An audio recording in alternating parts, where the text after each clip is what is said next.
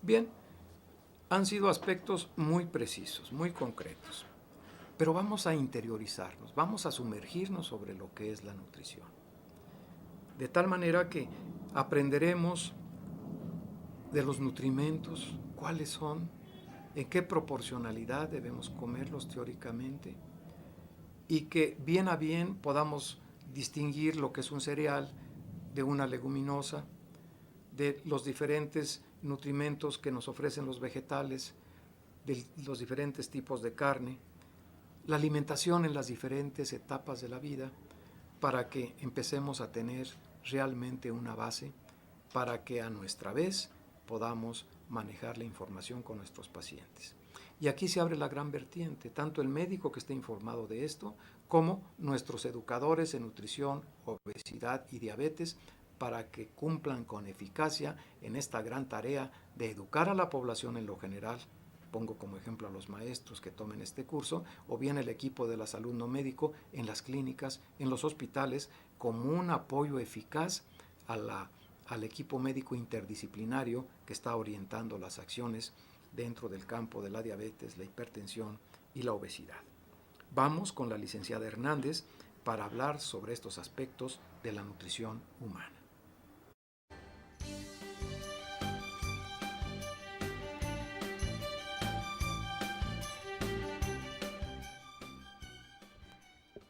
Hola, ¿qué tal? Buenas tardes. Bueno, como ya lo dijo el doctor Murillo, pues soy nutrióloga, soy egresada de la Escuela de Dietética y Nutrición y actualmente pues trabajo ahí de tiempo completo, siendo maestra titular de algunas materias de nutrición referente a nutrición normal, nutrición infantil. Y bueno, entonces vamos a iniciar con nuestra plática. Antes que nada quisiera agradecer a todos ustedes por su presencia y bueno, cualquier duda, comentario, al final si quieren podemos hacer las correcciones. La que sigue, por favor. Vamos a ver que básicamente el proceso salud-enfermedad está determinado por el estado de salud y del estado de nutrición. ¿Qué quiere decir esto? Bueno, el estado de nutrición nos va a abrir dos grandes brechas o dos grandes puntos opuestos, lo que es la salud y lo que es la enfermedad. La mayoría de la población pues nos gustaría estar en un proceso de salud todo el tiempo, pero desafortunadamente muchas veces estamos tirando más hacia algún tipo de trastorno o alguna enfermedad, como ya lo mencionaba el doctor Murillo. Ahorita las enfermedades diabetes, obesidad, pues es una de las enfermedades que están a la orden del día. Entonces, desafortunadamente, pues ya no nos queda más que prevenirlas, sino rehabilitarlas, pero sí prevenirlas en las primeras etapas de la vida. La que sigue, por favor. Vamos a clasificar o a poner las características de una buena alimentación, ¿sí? Vamos a ver que nuestra alimentación debe ser completa, equilibrada, suficiente, adecuada, variada e inocua o higiénica.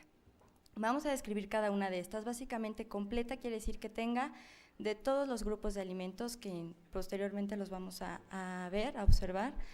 Segundo, que sea equilibrada, quiere decir que tenga una proporción de cada uno de los nutrimentos. Esto ya también lo acabamos de ver con el doctor Murillo, la proporción que debe haber en nuestra dieta de hidratos de carbono, de proteínas y de lípidos, siendo de hidratos de carbono de un 50 a un 55%, de lípidos de un 25 a un 30% y de proteínas vamos a tener de un 15 a un 20% como máximo. Vamos a ver que sea suficiente. ¿Esto qué quiere decir? Que a nosotros nos satisfaga como seres humanos, ¿sí? Que no nos quedemos con hambre, que no nos ocasione malestares estomacales porque estamos llenando nuestra capacidad gástrica, sino más que nada que sea suficiente. Otra de los parámetros de buena alimentación es que sea adecuada. Esto quiere decir que sea adecuada al estado fisiopatológico en el cual se está transcurriendo por el ciclo de la vida. Es muy diferente la alimentación que le vamos a dar a un niño de la alimentación que le vamos a dar a un adulto o un anciano, porque las características en alguna manera son también opuestas o diferentes y también las vamos a analizar durante la plática. Otro de los parámetros, bueno, es que sea variada, quiere decir que tenga variedad, que sea diferente día con día. A veces, desafortunadamente, el ajetreo, la vida, socialmente, pues tenemos que cocinar un día y esa comida nos dura para 2, para 3, ¿no? Porque muchas veces no nos da tiempo de llegar y volver a cocinar. Y bueno, la idea es de que esta dieta sea variada, ¿sí? Que tenga de todos los grupos de alimentos, que sea con diferentes preparaciones y obviamente que sea agradable a nuestro gusto o a nuestro paladar. La siguiente es que sea inocua o higiénica, pues esto básicamente es que sea lo más estéril o lo más higiénico que se pueda.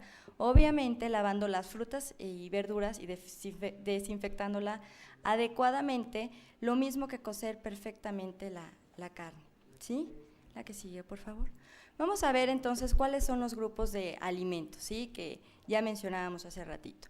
El primer grupo va a estar conformado por lo que son frutas y verduras, ¿sí? Básicamente este primer grupo se toma como primer grupo porque debe de ser la base de nuestra alimentación, ¿sí?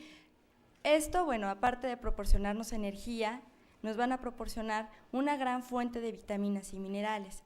Entonces, esta fuente de vitaminas y minerales pues nos van a ayudar obviamente para que nuestro organismo pues esté funcionando adecuadamente, como ya lo sabemos, ¿no? Cada célula necesita cierta cantidad de vitaminas o de minerales muy específicos para funcionar adecuadamente.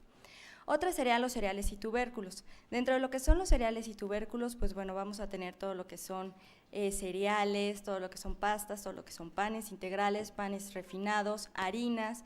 Vamos a tener tubérculos como serían la papa, ¿sí? Que es uno de los tubérculos que más se utilizan aquí en México. Y bueno, vamos a tener como tercer grupo lo que son productos de origen animal y leguminosas. Este último grupo más que nada nos va a proporcionar lo que son proteínas, ¿sí? Y tenemos, bueno, ahorita también vamos a ver en la clasificación, pero estas proteínas pues también son necesarias para nuestro óptimo desarrollo y crecimiento, sobre todo en las primeras etapas de la vida. En cuanto a los cereales y tubérculos, pues bueno, aparte de brindarnos energía, también nos va a proporcionar una fuente importante de hidratos de carbono, que es básicamente la base, y si hablamos de que tenemos que consumir un 50% de hidratos de carbono, bueno, el consumir cereales es una muy buena fuente para poder completar esa cantidad o ese porcentaje que requerimos día con día. La que sigue, por favor. Vamos a tener que dentro de los nutrimentos también los vamos a dividir estos en macro y en micronutrimentos. Esto es ya para entrar un poquito más a lo que es la parte de clasificación como tal de todos los grupos de alimentos. Ya prácticamente vimos algunos, pero vamos a ver que dentro de los macronutrimentos vamos a encontrar lo que son los hidratos de carbono, las proteínas y los lípidos.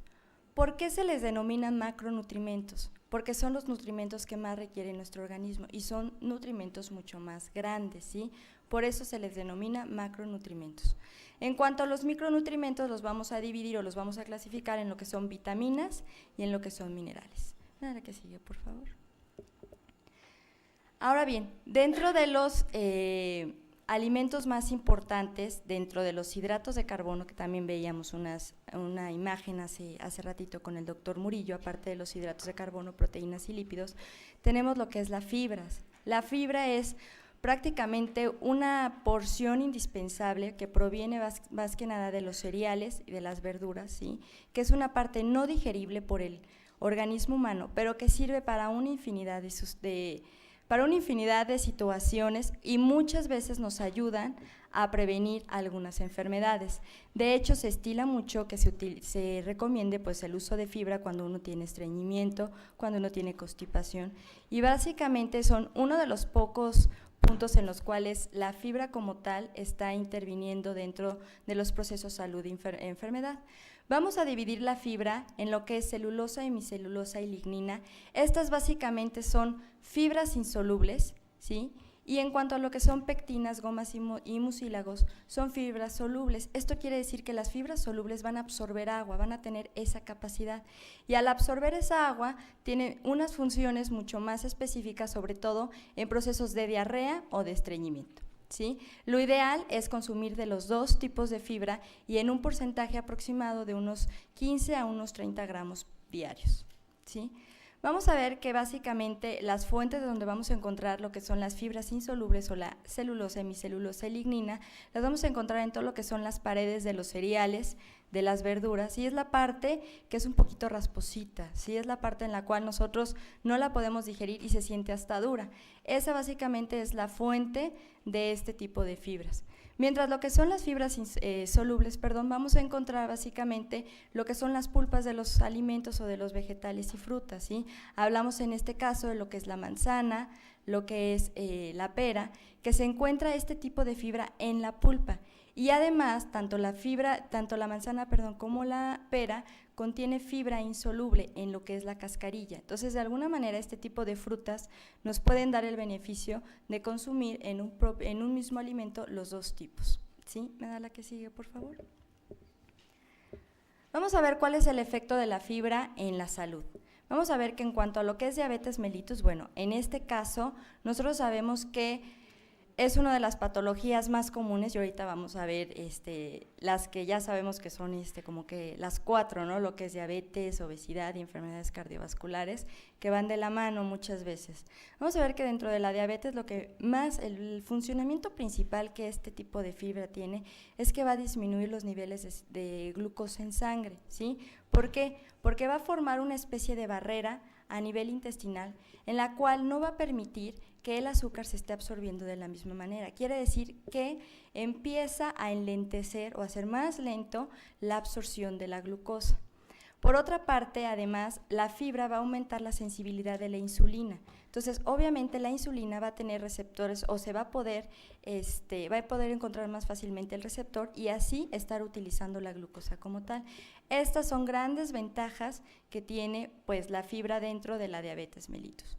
Por otro lado, tenemos lo que es la obesidad. En cuanto a la obesidad, bueno, el incremento del consumo de fibra nos va a ayudar básicamente a que empecemos a sentir saciedad más rápidamente, ¿sí? Cuando nosotros consumimos algún alimento rico en fibra, ¿sí? Y lo combinamos con un poco de agua, nosotros tenemos un efecto en nuestro organismo o nuestro estómago de saciedad o de que está saciado, está completo o está lleno. Entonces, esto nos disminuye un poco la ingesta calórica o la ingesta de alimentos, ¿sí? Porque ya no vamos a tener una capacidad o ganas de seguir alimentándonos. Y básicamente eso es una de las grandes funciones que tiene la fibra aquí en la obesidad. Otra también, bueno, es que igual va a disminuir la absorción también de un sinfín de nutrimentos, ¿no? Como igual que la glucosa o que en la diabetes va a disminuir esta absorción de glucosa, como ya habíamos visto, y también va a disminuir la absorción de otros ácidos grasos o lípidos. ¿Me da la que sigue, por favor? La anterior, eso.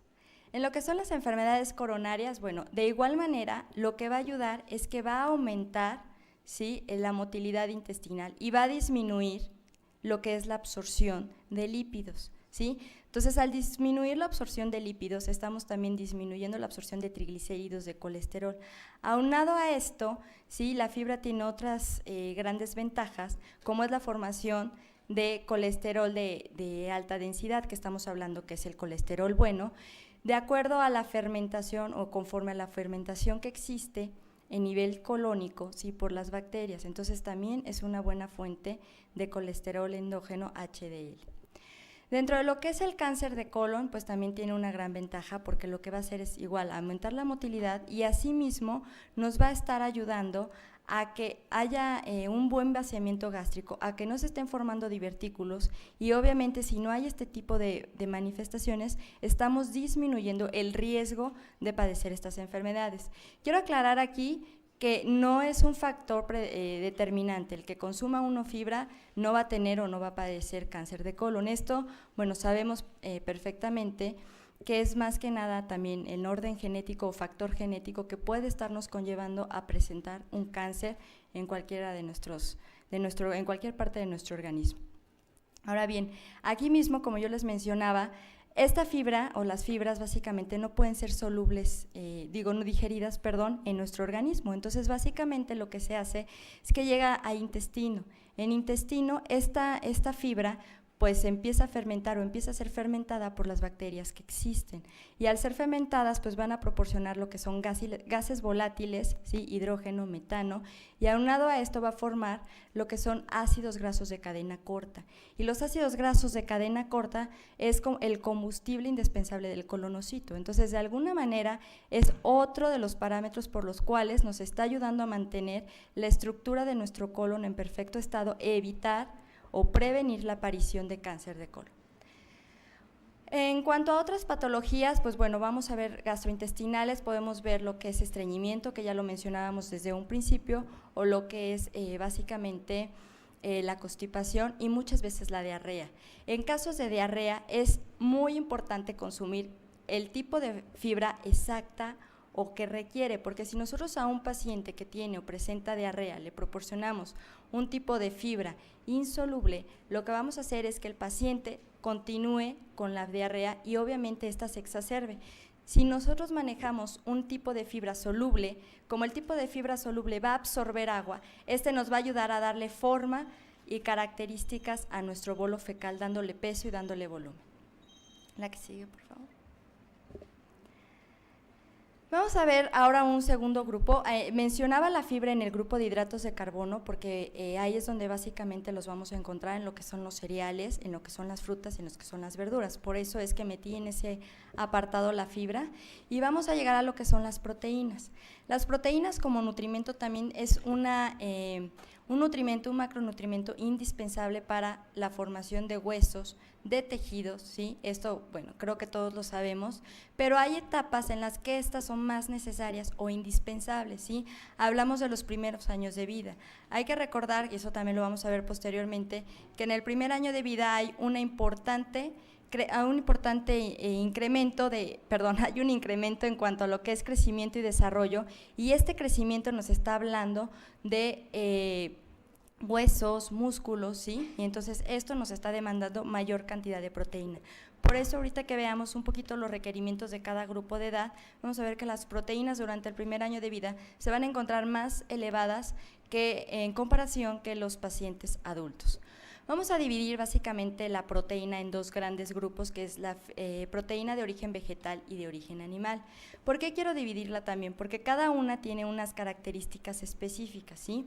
La proteína de origen animal, pues la podemos encontrar en cualquier producto de origen animal, ¿sí? Carnes, leche, huevo, como que es la triada que anteriormente se utilizaba mucho, ¿no? Consuma huevo, leche y carne y entonces usted va a crecer sano y fuerte. Básicamente, ese tipo de proteínas lo vamos a encontrar en este tipo de alimentos. En cuanto a lo que son vegetales, pues lo vamos a encontrar en todo lo que son los aceites vegetales, ¿sí? Vamos a ver, por ejemplo, aceite de olivo, aceite de girasol, aceite de cártamo, ¿sí? En estos vamos a encontrar toda esa aminoácidos que de alguna manera también va a requerir nuestro organismo. Y estos de tipo vegetal, combinándolos con cereales que también nos van a proporcionar ciertos aminoácidos, vamos a poder formar una proteína de muy buena calidad. De hecho, la proteína de origen animal se caracteriza como o se clasifica como la proteína de alto valor biológico, ¿sí? ¿Por qué? Porque va a contener todos los aminoácidos necesarios para que nuestro organismo crezca y se desarrolle adecuadamente. Pero si la proteína vegetal la combinamos con cereales, podemos formar de una manera muy similar esta cadena de aminoácidos que también van a ser de alto valor, bueno, se van a convertir de alguna manera en alto valor biológico porque nos va a estar proporcionando todos estos aminoácidos y bueno, sabemos que si nosotros combinamos proteína de origen animal, como sería a lo mejor leguminosas, y lo combinamos con cereales, por ejemplo tortilla, pues ya estamos teniendo ahí aminoácidos de buena calidad, proteína de buena calidad y estamos hablando de la típica dieta del mexicano, ¿no? Que anteriormente era lo que se consumía y que bueno, en los últimos años ha ido decayendo. Ahora, la que sigue, por favor.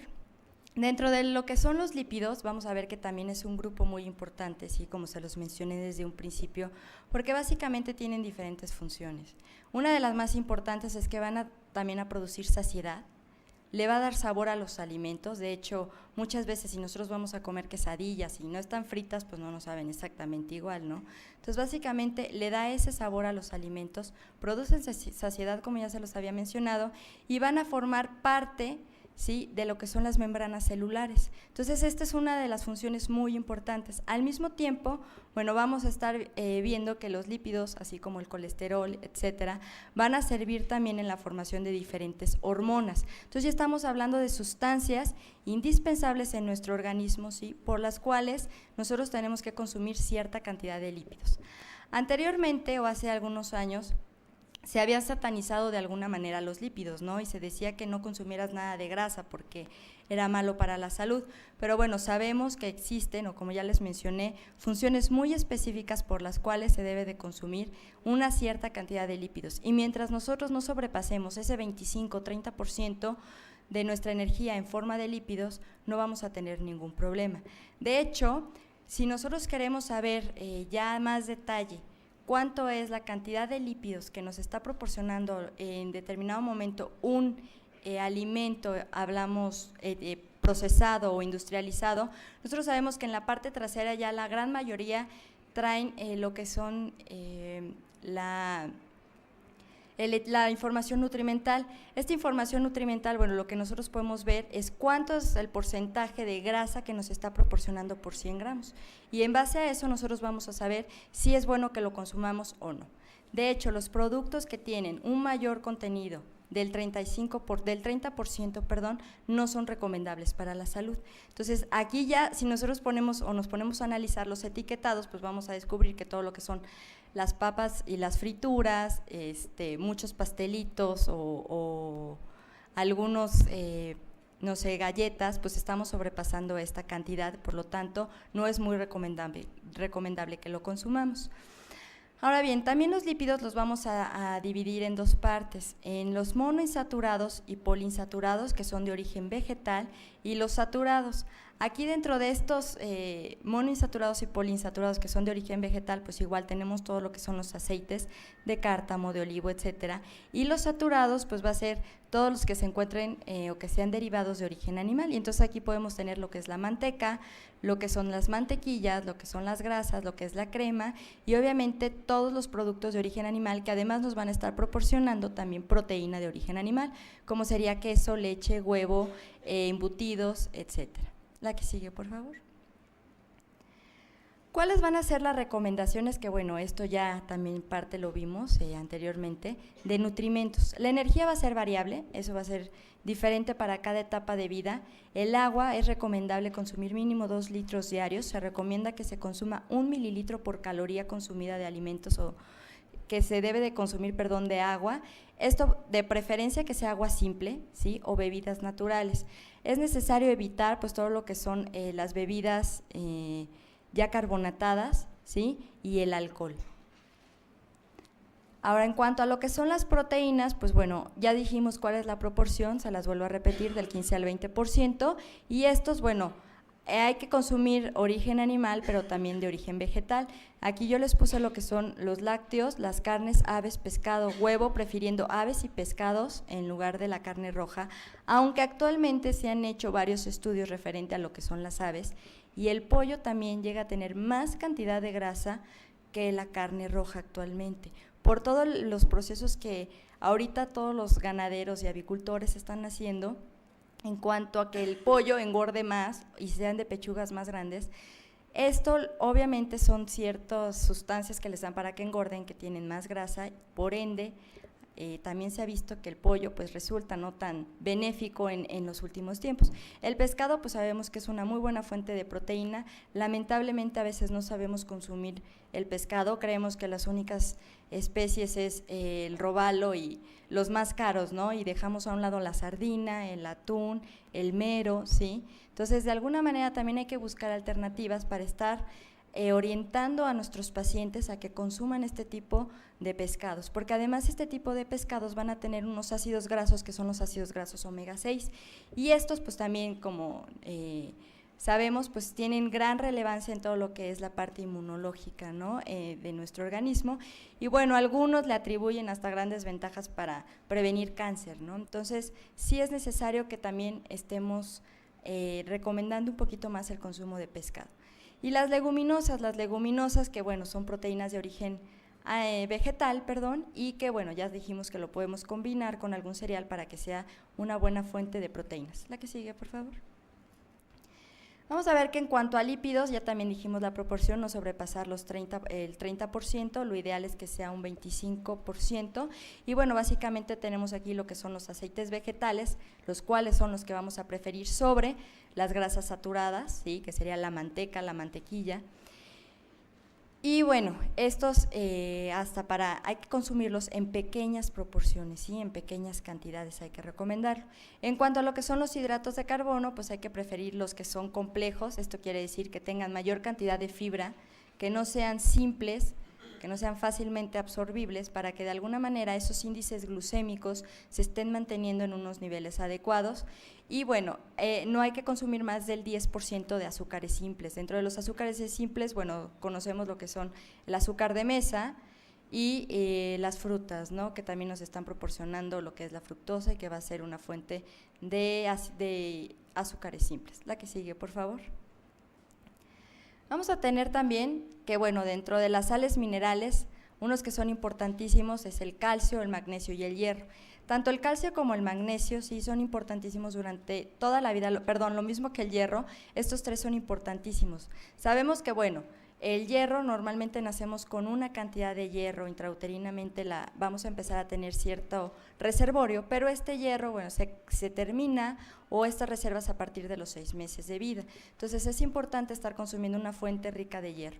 Otra es el calcio, que sabemos que este es indispensable en los primeros meses de vida o los primeros años para la formación de huesos, pero posteriormente, en la etapa de adolescencia, es donde vamos a tener mayor retención de calcio para que cuando lleguemos a la etapa dura y sobre todo las mujeres a la época de menopausia no tengamos problemas de desgaste de huesos y obviamente lleguemos a la osteoporosis. Entonces también es importante estar consumiendo estas cantidades de calcio adecuadas durante toda la vida. Otras que, bueno, sabemos que intervienen en todo lo que son los impulsos nerviosos, por ende pues son indispensables. Ahora, ¿dónde los podemos encontrar? Pues bueno, el calcio en todo lo que son los lácteos y derivados, sí vamos a encontrar magnesio en lo que son las vísceras, pescado, y lo que es hierro lo vamos a encontrar en carnes rojas. Las frutas y verduras suelen tener también cierta proporción de magnesio y de hierro, dependiendo si son de color intenso nos van a proporcionar mayor cantidad de hierro. Ahora, en cuanto a las vitaminas, pues las más indispensables durante toda la vida, todas son necesarias, ¿sí?, pero es necesario consumir un buen aporte de vitaminas del complejo B, vitamina C, vitamina A, vitamina D y vitamina E. Básicamente la vitamina A, sí conocemos que los carotenos son de alguna manera antioxidantes, entonces es importante estar consumiendo adecuada cantidad de este tipo de vitaminas. Ahora bien, lo que es la vitamina E y la vitamina C también funcionan como antioxidantes dentro de nuestro organismo y bueno, también nos van a estar de alguna manera retrasando el envejecimiento celular. Entonces, con toda la combinación, con toda la contaminación en la que nosotros vivimos, pues es indispensable estar consumiendo este tipo de vitaminas. ¿Dónde las vamos a encontrar? Pues en lo que son los cereales, los lácteos, las carnes, los aceites vegetales, las frutas y las verduras. Obviamente la vitamina C la vamos a encontrar en lo que son las frutas cítricas, ¿sí? Vamos a encontrarlo en la fresa, en el kiwi y en la guayaba, que son donde más encontramos este tipo de alimentos o de este tipo de vitaminas. Perdón. La que sigue, por favor. Ahora, una parte importante que no debemos olvidar, también ya se mencionaba, y de hecho el doctor Murillo lo mencionó, es la actividad física, ¿sí? Bueno, de alguna manera va a contribuir a un estado óptimo de nutrición, ¿sí? Nos va a ayudar a que obviamente estemos alerta, a que todos nuestros huesos, nuestros músculos estén funcionando adecuadamente.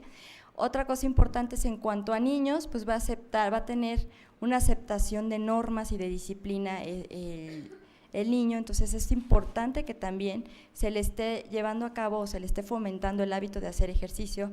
Desafortunadamente a la gran mayoría de nosotros no nos fomentaron ese hábito, entonces el no fomentar ese hábito, el hábito de hacer ejercicio es como el hábito de lavarse los dientes, entonces si no tenemos ese hábito desde las primeras etapas o de las primeras edades, pues ya no lo vamos a tener el resto de nuestra vida y se nos va a dificultar muchísimo el pararnos o el tener que estar en un lugar haciendo ejercicio.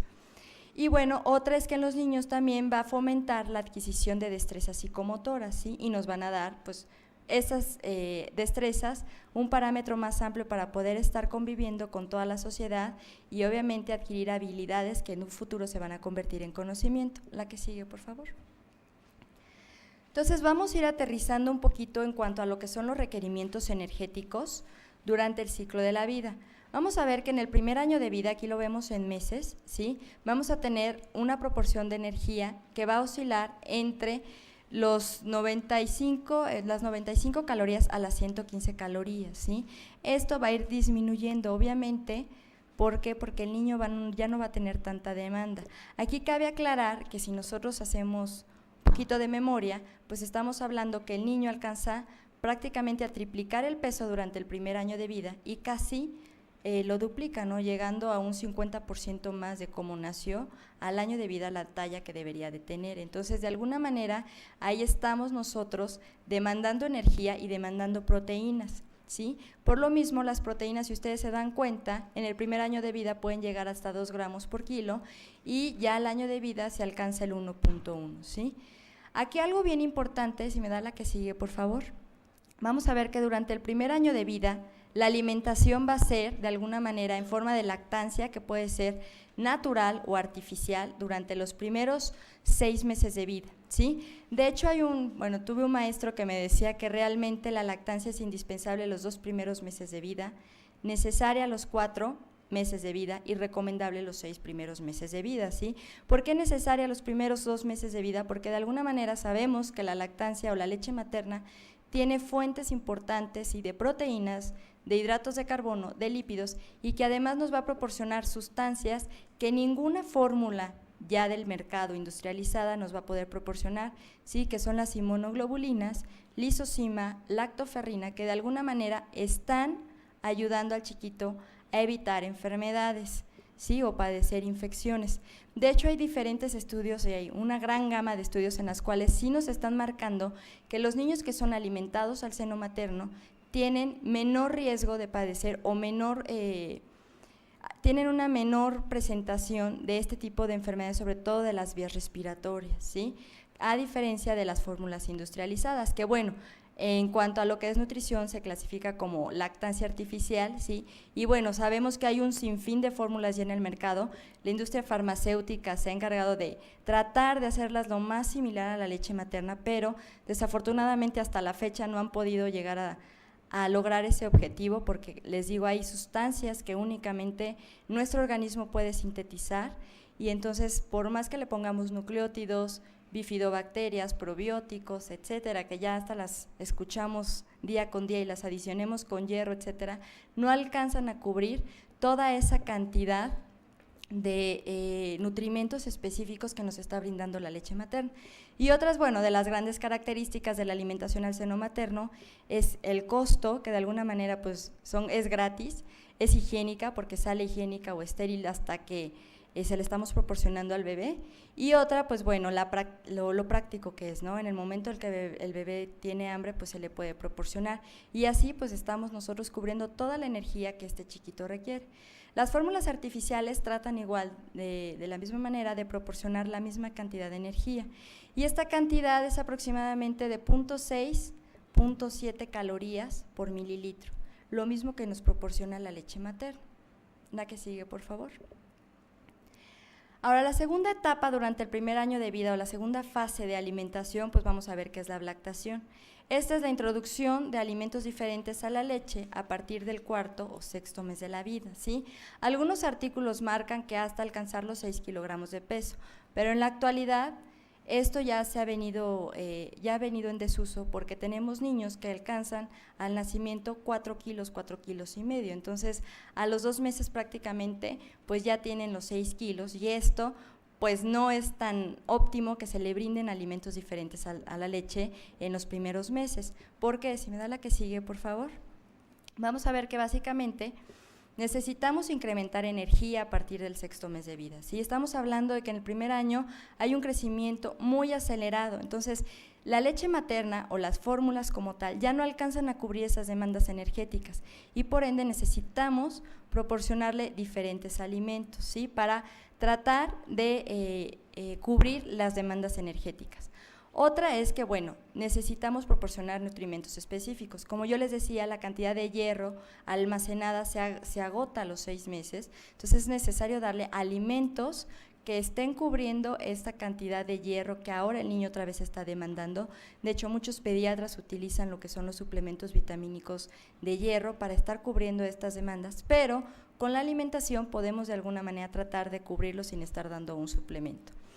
Otra parte importante es que necesitamos empezar a desarrollar la acción de masticar, ¿sí? El niño pues necesita estar utilizando las encías para que haya un buen crecimiento dentario. Entonces, de alguna manera, si nosotros le estamos proporcionando ya alimentos con una consistencia diferente a la líquida, estamos de alguna manera ayudando a que el niño esté masticando adecuadamente. Otra es, bueno, el conocimiento de sabores, olores y texturas, que esto también lo lleva a tener un conocimiento más amplio de todos los alimentos que va en un futuro a consumir ya en el seno familiar. Y por último, la integración de manera progresiva a la dieta familiar, que es lo que nosotros buscamos, ¿no? Que en el primer año de vida el niño ya consuma de todos y cada uno de los alimentos que la propia familia consume, porque aquí es importante aclarar que la alimentación o los hábitos alimentarios que cada individuo tenga, pues va a depender muchísimo de todo lo que es nuestro entorno familiar, ¿sí? Si nosotros o nuestra familia no está acostumbrada a consumir cierto alimento, pues es obvio que nuestros niños no lo van a consumir y se va a hacer un ciclo, ¿no? Y conforme pasen los años es como algo que te van heredando, ¿no? La alimentación o los hábitos alimentarios también de alguna manera se heredan, ya sea por cultura, por religión, pero los vamos heredando de un individuo a otro. La que sigue, por favor. Vamos entonces aquí, les quise poner un patrón de ablactación porque existen N cantidad de patrones de ablactación, ¿sí? Y estos patrones, cada pediatra los lleva como mejor le parece o como más resultado le ha dado. Pero bueno, este es de la Academia Americana de Pediatría, yo considero que es bueno. Ahorita les voy a dar mis razones, pero claro, si ustedes encuentran algún otro patrón o un esquema que les agrade más, pues adelante, pueden también utilizarlo. Pero bueno, durante los 4 o los 5 meses vamos a utilizar lo que son probaditas de verduras y de frutas. Esto únicamente como tal, dice probaditas, es dar 2, 3 cucharaditas para que el niño vaya adquiriendo esos diferentes sabores de los alimentos. Durante el 5º o 6º mes, pues vamos a dar ya lo que son jugos de frutas. Aquí es importante aclarar que, bueno, estos de un inicio se recomiendan diluidos, ¿sí? Por la gran osmolaridad que tienen, esto debido a los hidratos de carbono, y posteriormente pues ya vamos a dar completos, ¿no? Vamos a irle aumentando poco a poco la concentración de estos jugos. Vemos que de los 6 a los 7 meses pues vamos a dar lo que son cereal de arroz o de avena, preferentemente. El cereal de trigo se recomienda durante los primeros años de vida alergénico, entonces por eso se recomienda utilizar arroz o avena. Y el más utilizado es el arroz porque se ha denominado que es hipoalergénico, y la avena de alguna manera tiene mayor cantidad de proteína y sí puede en ciertos niños ya con una sensibilidad muy importante presentar alguna intolerancia o alergia a la avena. Ahora bien, también la avena pues se ha visto que llega a soltar a los niños, ¿no? Entonces, si tenemos un niño que es estreñido, pues sí es recomendable lo que es los cereales hechos de avena. Al 7º o 8º mes, pues vamos a dar lo que son pollo y res, obviamente dar carne magra y también empezar con pocas proporciones y poco a poco irle aumentando la cantidad de alimento. Del 8º al 9º se recomiendan leguminosas, pero únicamente el caldo de las leguminosas. Aquí es importante aclarar que si nosotros molemos o le damos alguna cascarilla de frijol, esta se puede pegar en el intestino y ocasionarle también trastornos o problemas diarreicos al chiquito. Y de los 9 a los 12 meses, pues ampliar más la variedad de frutas, de verduras, de alimentos en cuanto a cantidad y consistencia. Esto con el fin, como yo les decía, pues al 12º mes tener ya una ablactación completa. Ahora bien, hay alimentos que ustedes ven no se recomiendan durante los primeros meses de vida o durante el primer año de vida.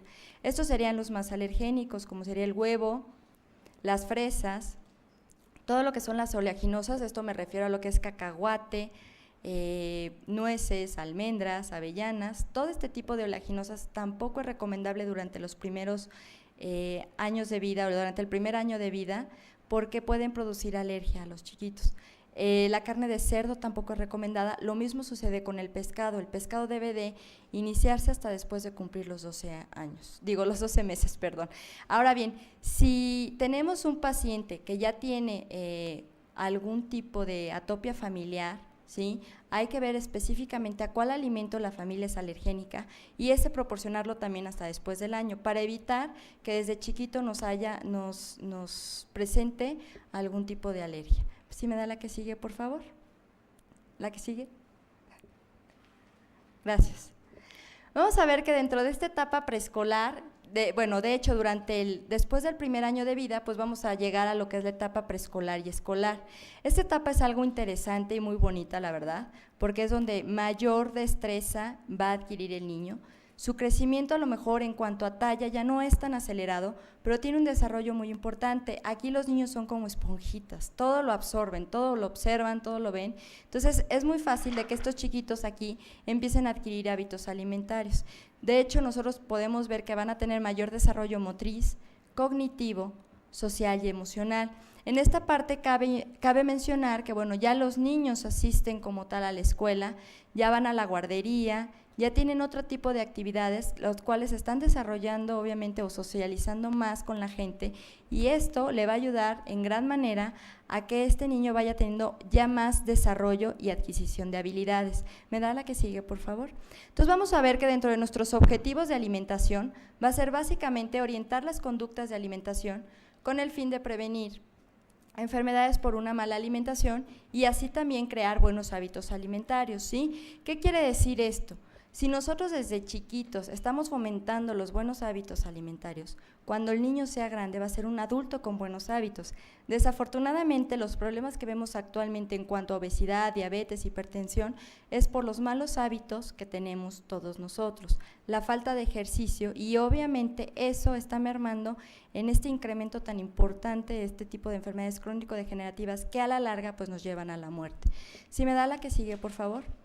Yo les decía que bueno, los niños son como una esponjita, entonces si desde aquí los enseñamos con el ejemplo a cuáles o cómo debe de consumir los alimentos, pues entonces ya vamos a estar del otro lado, ¿no? Y vamos a tener adultos en un futuro con buenos hábitos y vamos a disminuir de alguna manera este tipo de enfermedades crónico-degenerativas. Ahora bien, en cuanto a los requerimientos que vamos a tener en estas etapas, vamos a ver que la etapa preescolar va del año a los 6 años.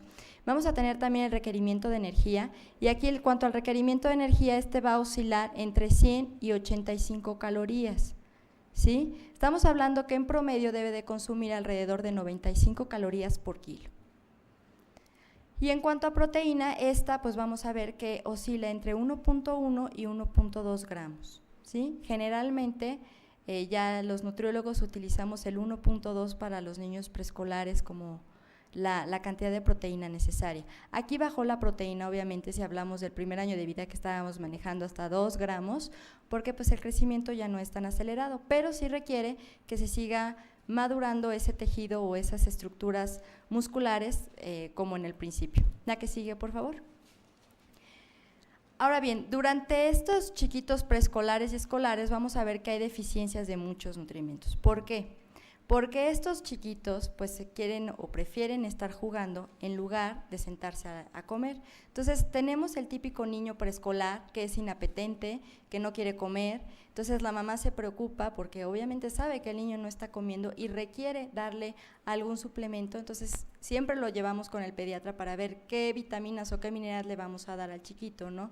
Ahora bien, esto es normal, los niños van a pasar por periodos de inapetencia totalmente normales. ¿Por qué? Porque su mismo crecimiento ya no está tan acelerado. Y vamos a ver de repente que tenemos niños que un día comen como trogloditas y otro día no comen absolutamente nada. Su capacidad para saciarse es muy diferente a la nuestra. Además, ellos tienen todavía el reflejo de saciedad muy extraordinariamente funcionante, ¿no? Entonces ellos perfectamente nos dicen cuando tienen hambre y cuando no tienen hambre, ¿sí? O cuando ya se llenaron.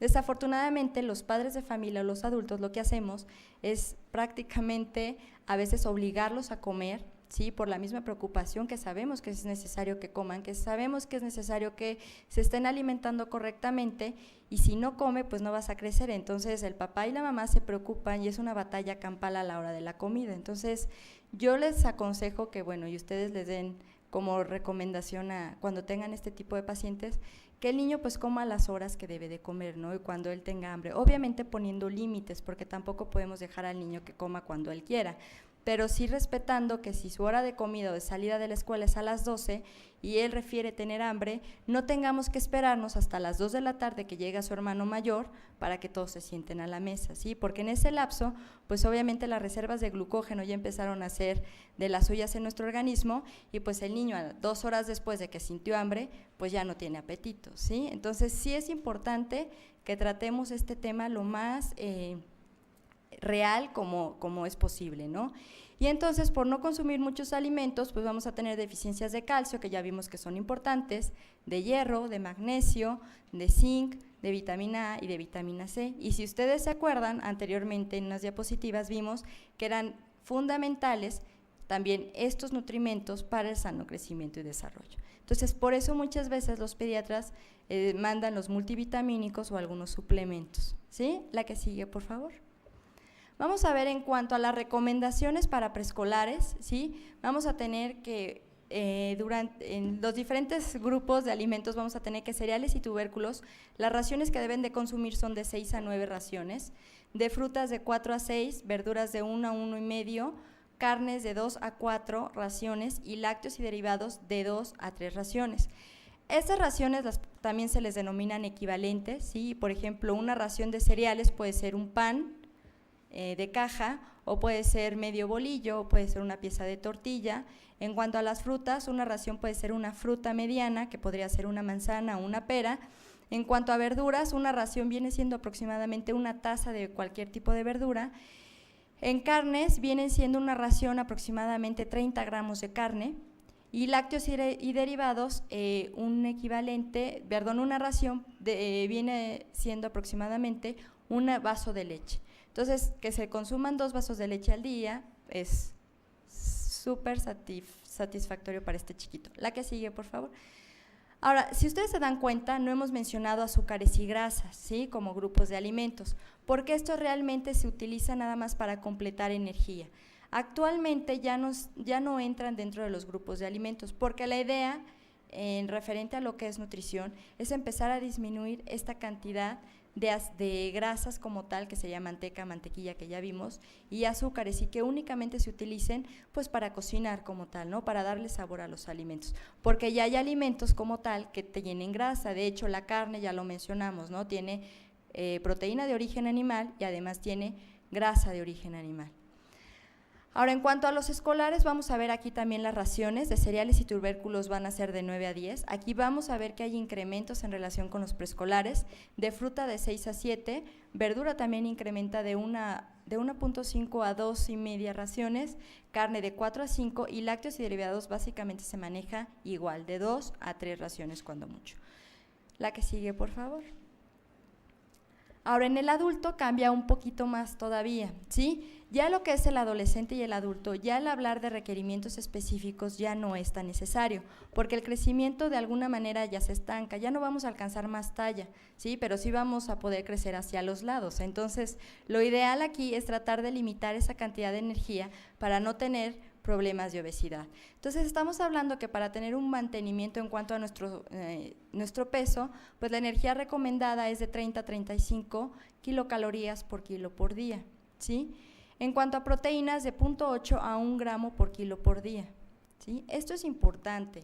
Desafortunadamente, los adultos llegamos a consumir hasta 2 gramos de proteína por kilo por día, sobre todo los varones, ¿no? Los hombres generalmente van a comer a algún lugar o comen carne y no se comen una ración, sino que se llegan a comer 6, 7 raciones, ¿no? Hablando de 2 o 3 bisteces, o por ejemplo 2 o 3 albóndigas o 2 o 3 milanesas, ¿no? Entonces, los hombres generalmente llegan a sobrepasar en gran cantidad la proteína. Y bueno, durante ya las etapas mayores, estamos hablando ya lo que es el adulto mayor de 60 años, pues las demandas energéticas se van a ver disminuidas. Esto porque ya no hay crecimiento, al contrario, ¿sí? Ya obviamente el crecimiento pues va a ser al contrario, se va a ir disminuyendo, ¿no? Generalmente pues sabemos que los viejitos pues se desgasta más el hueso, la estatura empieza a disminuir, entonces el requerimiento energético también va a disminuir, ¿no? La actividad, por ejemplo, de un anciano o de un adulto mayor, pues también se ve disminuida. Y vamos a ver que de los 40 a los 49 años ya empieza aquí a disminuir un 5%, de los 50 a los 59 un 10%. Ya en la etapa de adulta mayor estamos hablando de los 60 a los 69 años un 20%, y mayores de 70 años llegan a reducir hasta 30%. Esto se ve muchísimo, por ejemplo, en los viejitos, ¿no? En los adultos, cuando llegan a nuestro consultorio, lo estamos viendo en el hospital, etcétera, él nos refiere no tener apetito, y nosotros, ¿cómo que no va a comer? No, y sabemos que come muy poquito, pero ese poquito que come es porque sus requerimientos energéticos ya están disminuidos desde un inicio, ¿sí? Por los mismos factores fisiológicos que ya él está teniendo, ¿sí? Entonces, es importante también tomar en cuenta esto, porque no queramos a veces hacer comer a un viejito lo que comería o lo que comía a los 30 años que lo que come a los 70, ¿no? Entonces, esto también se los dejo para que lo analicen un poquito más a fondo. La que sigue, por favor. Ahora, ¿cuáles son las raciones recomendadas? Tenemos, por ejemplo, de cereales y tubérculos de 10 a 12 raciones, de frutas de 7 a 8 raciones, de verdura 3 raciones al día, ¿sí? Aquí estamos hablando aproximadamente de 3 tazas de verdura al día, y la verdad es que ¿quién las consume? De nosotros, pues poca gente, ¿no? Tenemos que de carnes de 5 a 6 raciones por día, es muy similar a la que consumíamos cuando estábamos chiquitos en la etapa escolar, si ustedes lo tienen ahí apuntado o si se acuerdan un poquito de la diapositiva, y lácteos y derivados de 3 a 4. Aquí aumenta un poco por la cantidad de calcio que necesitamos, ¿sí? Entonces vamos a incrementar un poquito más la cantidad de lácteos, ¿sí? Y derivados. Obviamente dentro de estos lácteos, pues bueno, también la industria ya tenemos diferentes productos como el yogurt bajo en grasa que podemos utilizar, que es bajo en grasa pero que está con la cantidad necesaria de calcio. Tenemos también productos o quesos que son más bajos en calcio, como sería el queso panela o los quesos blancos, y es necesario evitar un poquito los quesos amarillos o muy madurados, ¿no? Porque estos tienen mayor cantidad de grasa saturada que los quesos blancos. La que sigue.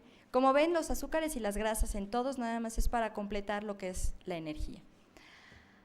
Ahora, para concluir un poquito todo esto, vamos a hablar de los consejos prácticos, ya en la práctica qué podemos hacer como recomendación de una buena dieta o para tener una buena alimentación, y obviamente evitar las complicaciones que ya mencionábamos desde el principio y que ya el doctor Murillo también les ha mencionado, y el por qué o por qué estamos aquí, ¿no? Que es un diplomado en obesidad y diabetes, ¿no? Entonces, todo eso es importante estarlo tomando en cuenta. Entonces tenemos que básicamente hay que disminuir o que el consumo, más bien, hay que consumir gran cantidad de frutas de la estación, sobre todo porque van a ser más baratas o las vamos a conseguir de mejor calidad, ¿sí? Las cítricas se recomiendan por su alto contenido en vitamina C y sobre todo en época de frío, aunque directamente no se le ha relacionado con que se disminuyan las enfermedades respiratorias, sí sabemos que de alguna manera protegen o ayudan para evitar la aparición de las mismas. Y las verduras crudas es recomendable, a diferencia de las cocidas, porque nos van a proporcionar mayor cantidad de fibra, y ya vimos las ventajas de la fibra. Y las verduras nos pueden proporcionar tanto fibra soluble o fibra insoluble, entonces hay que recordar consumirlas. Ya vimos que los adultos, qué proporción de verduras debemos de consumir por día. La que sigue, por favor. Tenemos que, bueno, en cuanto a lo que son los cereales, hay que preferir los cereales integrales, de igual manera nos van a proporcionar mayor cantidad de fibra, y es recomendable variar el consumo de cereales como el maíz, el arroz y el trigo, ¿sí? No que diario sea maíz, no que diario sea trigo, pero en una comida podemos fácilmente comernos tortilla, arroz sin mayor problema. El chiste es la cantidad de alimento que vamos a consumir de cada uno. Si nosotros, aparte de consumirnos un plato grande de arroz, nos comemos 5 o 6 tortillas, entonces sí, ya estamos sobrepasando la cantidad de alimento, y eso nos va a llevar a un aumento de energía y por ende a la presencia de obesidad o de ganancia de peso. Ahora, es necesario evitar lo que son los bizcochos azucarados, galletas grasosas o muy azucaradas, o cereales industrializados azucarados, ¿sí? Estos, bueno, sabemos que hay diferentes marcas, pero que sí tienen una importante cantidad de azúcar simple. Y bueno, si estamos hablando que la diabetes, el azúcar puede ser un predisponente, más aparte el sobrepeso, más aparte ya la genética que traigamos, pues entonces sí es necesario tomar en cuenta también esto para evitar que se presenten este tipo de patologías o de problemas. Ahora, es muy común en la actualidad encontrar que los adultos o también los niños tienen el hábito siempre de cenar junto con un pancito dulce, o estamos muy acostumbrados a la panadería, etcétera. No quiero decir marcas, pero sabemos que siempre para quitar el antojo o la ansiedad, pues consumimos este tipo de alimentos que son ricos en energía y ricos en grasa. No es que esté diciendo que no los consuman nunca, digo, todos somos seres humanos y tenemos también, la comida es un placer y a veces se nos puede antojar. El chiste es que no sea diario, ¿sí? Hay que tratar de limitar el consumo, ¿sí? No que sea diario, no que nunca más lo consumamos, porque eso la verdad es ilógico. Yo creo que ningún nutriólogo puede lograr eso, porque siempre va a estar el antojito y siempre, como les decía, vamos a traer ya la herencia alimentaria y del hábito alimenticio, y si vemos un panecito que se nos antoje, pues claro que nos los vamos a comer, ¿no? Pero hay que tener la conciencia de que no sea diario, sino que sea, no sé, una vez a la semana, 2 veces a la semana, pero evitarlo diario.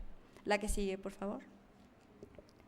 Ahora, dentro de los productos de origen animal, pues es importante limitar el consumo de huevo, esto lo sabemos por la cantidad tan importante de colesterol, además de otros alimentos. Yo aquí nada más puse el huevo porque, bueno, son los más comunes, pero, por ejemplo, los sesos también tienen una importante cantidad de colesterol, los camarones tienen muchísima cantidad de colesterol, y son alimentos que debemos de alguna manera ir evitando poco a poco, para que no se nos presenten estos índices altos, porque si además del huevo, una pieza de huevo tiene aproximadamente 300 miligramos de colesterol, si estamos hablando que al día debemos de consumir 250 miligramos, pues ya con un huevo ya nos sobrepasamos la cantidad, y lo peor de todo, que no nos comemos un huevo, porque si es huevo revuelto con chorizo, pues ya lleva el colesterol del chorizo y ya lleva el colesterol de los 2 huevos, entonces en un día estamos consumiendo una cantidad importantísima de colesterol.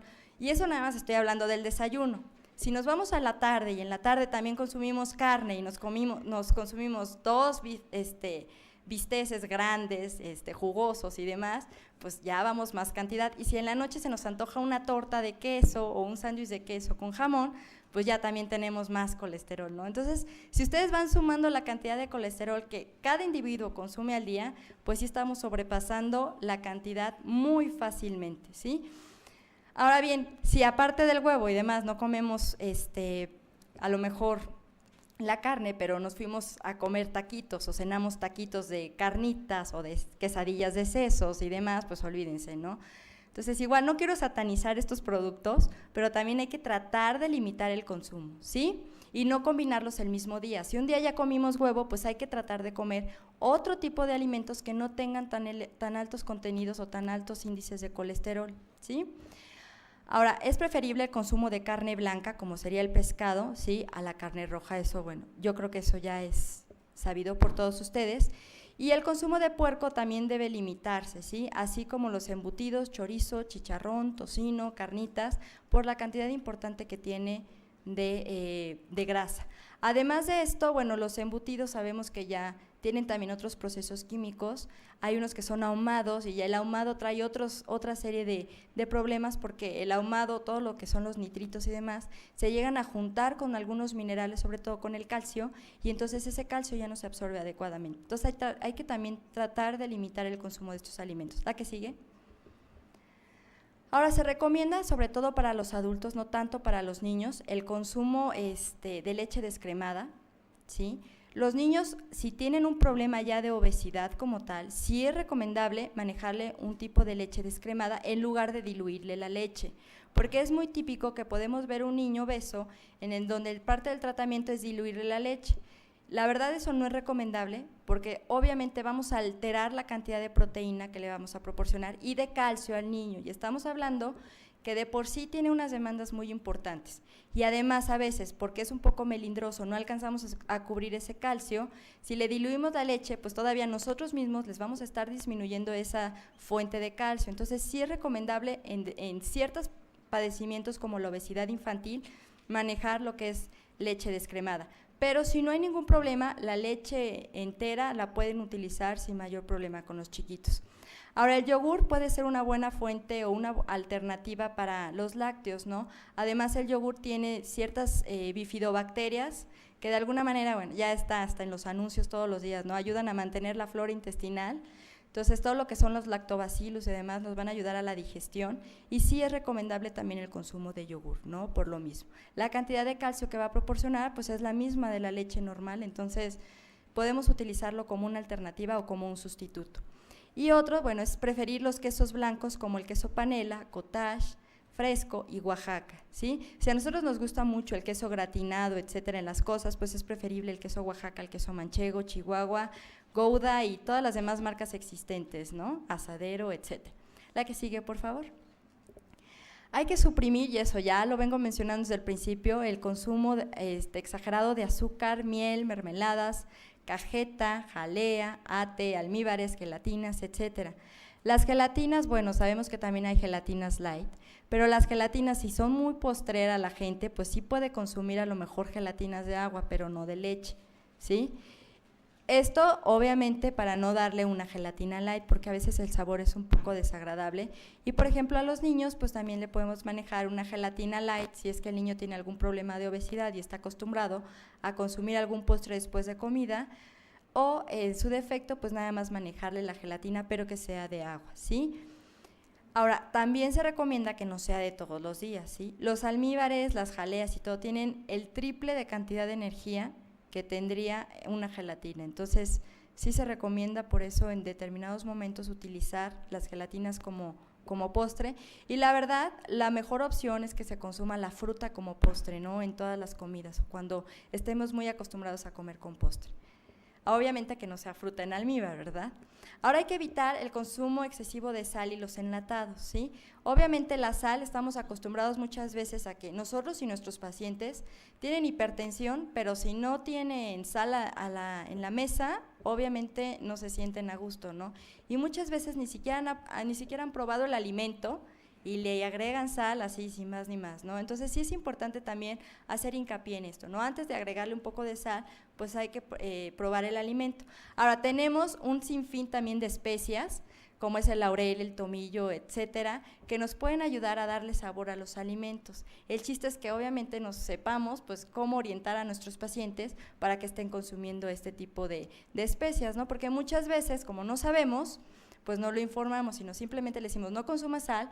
Y verdaderamente un alimento sin sal, la verdad es que sí sabe desagradable. Entonces sí hay que buscarle esas alternativas, ¿no? O un paciente que tiene alguna insuficiencia renal, que sabemos que necesita controlar esa cantidad de sal, pues sí hay que buscarle alternativas, ¿no? Para que la comida sea apetecible. Vuelvo a repetir, o sea, el comer es un placer. Y si nosotros vamos a estar dando alimentos poco agradables al paladar, pues el paciente no se lo va a comer. Por más que nos paremos de cabeza nosotros y le digamos y demás, el paciente va a terminar acostumbrándose a comer, o más bien va a seguir consumiendo la cantidad de sal y no se va a acostumbrar al nuevo sabor de los alimentos. Ahora, los enlatados también contienen muchas sales, ¿sí? Sabemos que todos los conservadores, lo que son nitritos, nitratos, ¿sí? Son sales importantísimas que a final de cuentas, como yo les decía en un principio, se combinan con el calcio y en el riñón se llegan a formar los famosos cálculos, ¿no? Los cálculos renales por algo. Entonces, refrescos embotellados o todo lo que son los enlatados, esos hay también que disminuirlos, ¿sí? La que sigue, por favor. Total que, bueno, para resumir, bueno, necesitamos reducir generalmente el consumo de grasas, eso ya lo vimos. Y como les repito, el puro alimento nos va a estar dando la cantidad de grasa necesaria. Hay que cocinar con poco aceite, prefiriendo lo que son los aceites vegetales de girasol y de cártamo o el aceite de oliva. Hay que evitar lo que son las frituras, los empanizados en la preparación de los alimentos, ¿sí? Y preferir siempre los hervidos, los asados o los horneados, ¿no? A cualquier otra preparación. Los guisados, estamos muy acostumbrados en México a comer el guisadito caldosito. Estos pues que sean con poca grasa o con la mínima cantidad de grasa que podamos consumir. De hecho, en el mercado hay aerosoles específicos que nos ayudan a que el alimento no se pegue y esos también pueden ser una buena alternativa que le podemos dar a nuestros pacientes, ¿sí? Aquí cabe aclarar que tanto las grasas y los azúcares van de la mano con la obesidad y la obesidad va de la mano con otros padecimientos ya cardiovasculares, como sería la hipertensión, infartos y también lo que es la diabetes mellitus, ¿sí? ¿Me da la que sigue, por favor? Y bueno, consumir por lo menos 8 vasos de agua simple, esto es importantísimo, ya también el doctor Murillo se los había mencionado. El agua simple, el agua que no tiene ningún aditivo, pues es mucho mejor que cualquier otra. Ahora aquí dentro de la parte del agua es importante que si nosotros vamos a estar consumiendo fibra, pues el agua es importante, ¿sí? Porque si no nos va a suceder lo contrario, en lugar de ayudarnos la fibra nos va a perjudicar, porque más estreñimiento nos va a ocasionar si no consumimos agua, ¿sí? Hagan de cuenta que forma como un tapón y ya no nos causa constipación y en muchos casos hasta impacto, ¿no? Entonces sí es importante el consumo de agua junto con los alimentos, ¿sí? Les repito, 1 mililitro por caloría es lo recomendable. Si nuestros pacientes consumen alrededor 2,000 calorías, por eso estamos diciendo que deben de ser 2 litros de agua o 8 vasos de agua simple. Y por último, pues bueno, no olvidar el ejercicio o la actividad física por lo menos 3 veces a la semana. Es muy sencillo, o sea, no tienen que ser los atletas del mundo nuestros pacientes. El que hagan algún tipo de actividad física, ¿sí?, va a estar activando todo lo que es su metabolismo, va a estar ayudando básicamente a aumentar lo que es el colesterol bueno, ¿sí?, en este caso el HDL, que nosotros es lo que a fin de cuentas buscamos. Entonces, dentro de todo el mecanismo del ejercicio, pues ese colesterol de baja densidad se convierte en colesterol de alta densidad, ¿sí? Eso nos está dando un factor protector, además estamos gastando más energía, estamos activando nuestro metabolismo y de verdad nos vamos a sentir mucho mejor. Los índices glucémicos también están documentadísimos que con ejercicio y con el ejercicio se alcanzan a disminuir. ¿Por qué? Porque va a disminuir el peso. Entonces, son parte de las recomendaciones o parte de los consejos que deberíamos de proporcionarle a nuestros pacientes para evitar este tipo de enfermedades crónico-degenerativas. Y si ya las presenta como tal, pues básicamente para evitar los riesgos o ya las complicaciones de estas mismas patologías. Sabemos que uno de los tratamientos ideales para la diabetes es la alimentación y el ejercicio, ¿sí? Estoy hablando de diabetes tipo 2. Entonces, si nosotros estamos haciendo todo esto desde las primeras etapas de la vida, a lo mejor vamos a poder o vamos a lograr prevenir muchas enfermedades y si ya está la enfermedad presente en nuestro adulto, vamos a ayudar a evitar la aparición de complicaciones, ¿no? Como ya sería una retinopatía, una nefropatía diabética, etcétera, ¿sí? Entonces, bueno, también con el ejercicio vamos a ver que la tensión arterial se alcanza a normalizar. Entonces, pacientes con hipertensión también pueden llegar a disminuir sus índices ya cambiando un poquito, modificando sus hábitos, disminuyendo sal, haciendo ejercicio, comiendo un poco más sano, ¿sí? Ya vimos que no necesariamente tenemos que reducir o limitar todos los alimentos, podemos consumir todos los alimentos, pero hay que saber en qué momento y cómo combinarlos para evitar la aparición de estas enfermedades. Entonces, si me da la otra, por favor. Creo que es todo. Muchas gracias. Como ustedes han observado, son conceptos sencillos, pero que la enorme ventaja que ustedes tengan un disco o tengan un video es que lo van a poder repetir cuantas veces quieran para captar los conceptos y que nadie escape a la intención de esta información.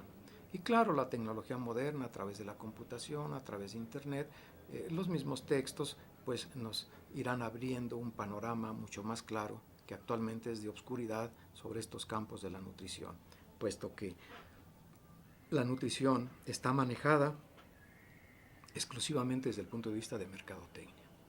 Y todo esto lo iremos precisando conforme avancemos en nuestro curso.